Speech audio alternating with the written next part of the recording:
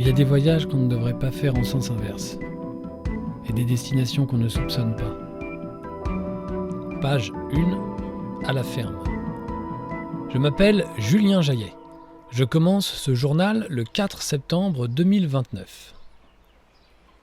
Depuis 1 an, je vis dans un village en Bretagne. Je ne m'en suis pas éloigné de plus de 20 km. Pour moi, le monde, maintenant, c'est ce petit village. Et d'autres villages autour. Le reste du monde est quelque chose de figé, comme dans les pages d'un atlas. Il y a encore 1 an, on avait des avions, des trains et des voitures, alors on pouvait aller voir ce qu'il y avait loin.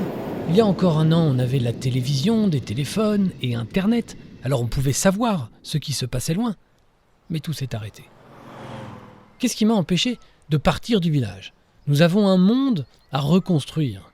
Quiconque n'a jamais construit de monde ne peut pas se représenter le boulot que c'est. Et puis on n'avait aucune expérience en la matière. On a tout appris sur le tas.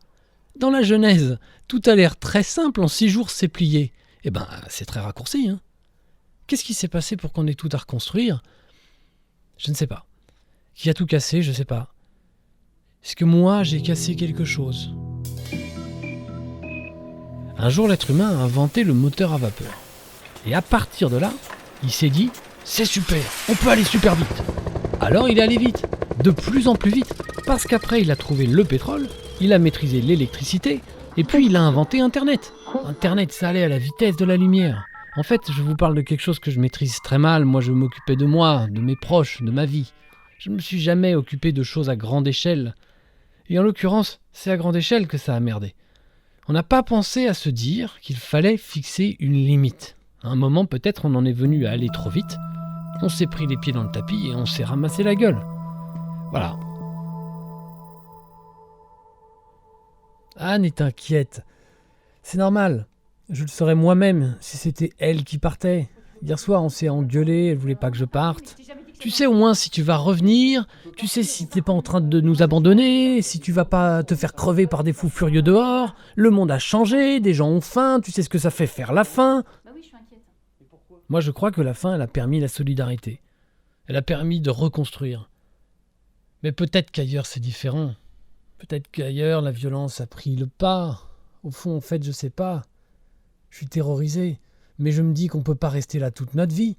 Il faut bien qu'on reconnecte avec le reste du monde. J'ai envie de rapporter des informations. Il faut que je retourne voir pour raconter ce que sont devenus les endroits qu'on a laissés. Notre appartement à Tours, la vieille voisine à qui on avait proposé de partir avec nous qui a voulu rester. C'est mon appartement, j'ai vécu ici toute ma vie, je veux pas partir de chez moi. Et puis enfin savoir quand est-ce que la vie normale va reprendre son cours. Plutôt peut-être savoir si elle va reprendre son cours. Je pars en vélo. Dans mon sac, j'ai un duvet. C'est drôle, ce duvet me rappelle mon dernier départ. Je l'avais emporté quand on a quitté Tours. À l'époque, quand ça a commencé, la panique s'est emparée des gens, et le monde s'est divisé en 2 manières de fonctionner. D'un côté, ceux qui ont vidé les magasins pour faire des réserves de pâtes et de papier toilette, comme à l'époque du coronavirus, et de l'autre, ceux qui ont fui les grandes villes. J'imaginais les gens qui regarderaient crever leurs voisins en enroulant leur spaghetti carbonara autour de leur fourchette de connard. Va chier avec tes pâtes, égoïste. Mais avec plaisir, cher monsieur, j'ai pris mes dispositions. On est parti. Ma femme, ma fille et moi, avec nos duvets au cas où et quelques boîtes de conserve. Et beaucoup d'eau aussi. Il régnait une chaleur écrasante à ce moment-là. On a rejoint la ferme de mon frère en Bretagne, on a mis les duvets dans le placard, et on a travaillé à reconstruire un monde. Pour le reste, j'ai quelques vivres avec moi, et surtout j'espère me nourrir chez l'habitant. Comme ces gens qui passent parfois dans notre village. Les nomades. On donne le gîte et le couvert contre du temps. Un repas 3 heures de travail, une nuit 7 heures. J'espère que les autres villages fonctionnent pareil. J'ai pas envie de bouffer des baies et des orties pendant 8 jours.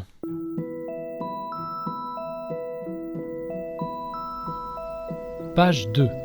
La boîte de nuit. Je pédale depuis un peu plus de 3 heures, je crois. Je suis resté très attaché à la mesure du temps. J'ai toujours eu une horloge dans la tête. Dans le monde d'avant, il y avait l'heure partout, alors ça me servait à rien. Aujourd'hui, c'est devenu très pratique. Je me suis arrêté pour écrire ces lignes devant une ancienne boîte de nuit. Je me souviens de cet endroit. J'y étais allé un soir, il y a des années. Le New Must. C'est un bâtiment moche, sans aucune fenêtre, avec une énorme surface de parking bitumé au bord de la route, coincé entre une forêt et des champs. Aujourd'hui, il y a des petits buissons qui poussent sur le parking. À un moment, toute cette végétation, c'était des petites pousses frêles qui sont parvenues à fendre le goudron pour se frayer un chemin vers la lumière. Si le goudron est le symbole de la connerie humaine, le petit brin d'herbe est celui de la puissance de la nature contre laquelle la connerie ne peut rien. C'est rassurant. La porte du bâtiment est murée avec des parpaings. Peut-être que le propriétaire a eu peur que des hordes de réfugiés envahissent sa boîte de nuit. La horde, c'était une projection dystopique qu'il y avait au moment où tout a commencé. On s'imaginait que des flots intarissables de population se déverseraient des villes vers les campagnes. Affamées, perdues, violentes. Les hordes, c'était l'imaginaire de ceux qui prenaient le repli sur soi. Ne s'est rien produit de tel. Le propriétaire de la boîte de nuit, il a préféré imaginer des gens dehors dans le froid que de prêter son toit dont il n'avait plus l'utilité. Il y a un chêne pas loin sur le bord du parking. Je me déplace vers lui, je ramasse un gland, je vais le poser dans une fente dans le goudron au pied de la porte murée. Page 3, la peur du loup. J'ai commencé à chercher un endroit pour la nuit quand j'ai vu les premières lumières un peu chaudes qui annonçaient le crépuscule. Je me suis bien écarté de la départementale que j'ai suivie jusque-là et je me suis enfoncé dans les bois. Ça fait un peu peur de dormir au milieu de rien. J'ai peur que quelqu'un tombe sur moi en pleine nuit.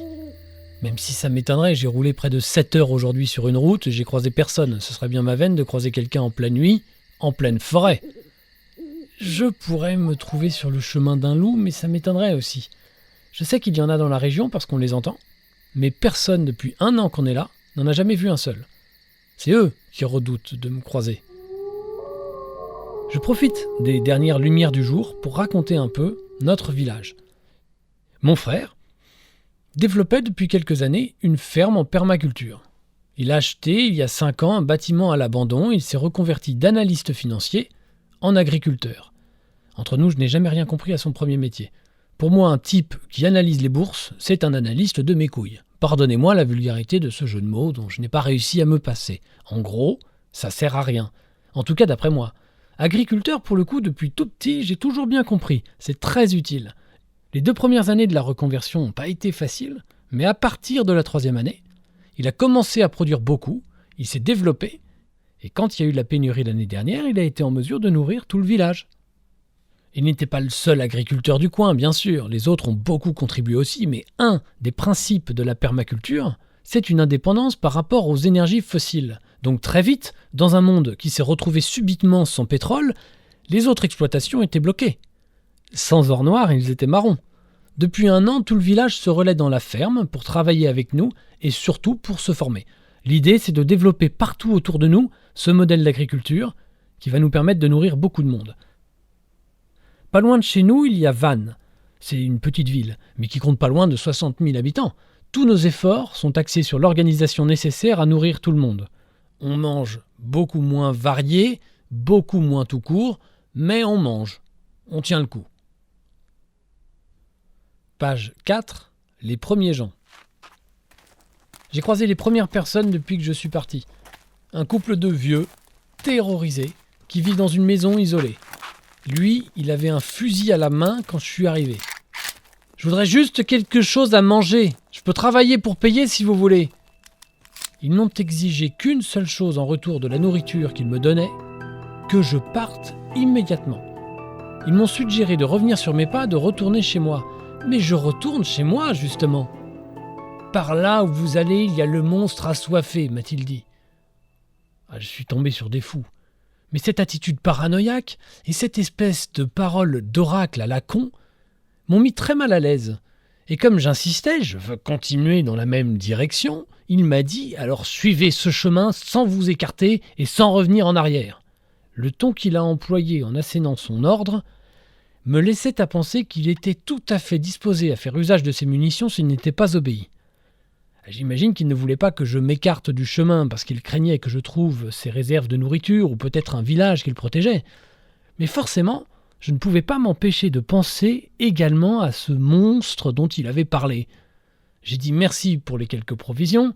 Je les ai rassurés en leur disant qu'au retour, j'éviterais bien entendu de les déranger. Mais il n'y aura pas de retour !» Très agréable. Un couple charmant. J'ai toujours détesté ce genre de truc dans les films. Les gens que le héros croise et qui parlent en mystère ou en énigme. On se demande ce qu'ils ont voulu dire, évidemment, mais surtout, on se demande pourquoi ils l'ont pas dit clairement. La plupart du temps, il s'agit d'annoncer un danger. Donc balance une info intelligible, espèce de crétin. Je rédige ces lignes au 2e soir de mon voyage. Je suis de nouveau seul dans la nuit au milieu de la forêt. Ce soir, j'ai fait un feu. J'ai peur que cette histoire de monstre assoiffé soit une allégorie pour parler d'un loup buveur de sang. Le vieux m'a foutu les foies.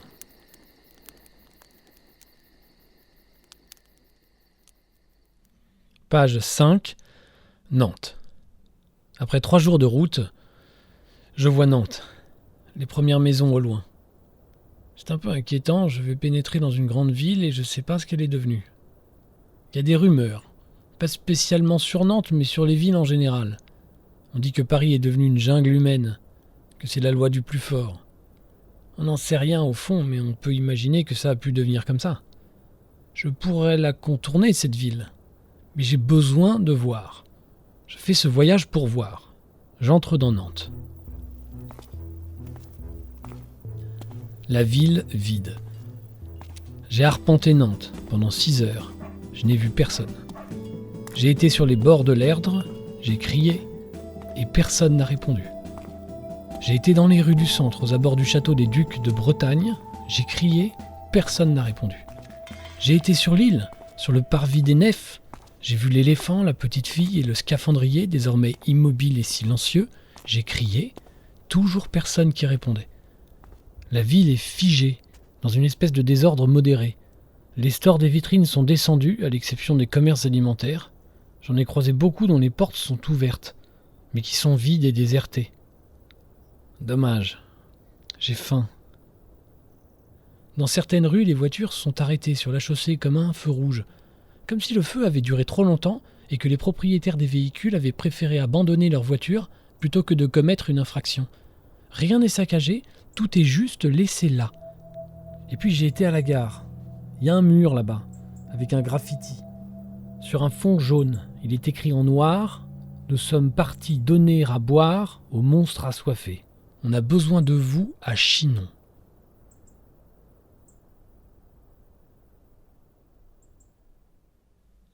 Page 6.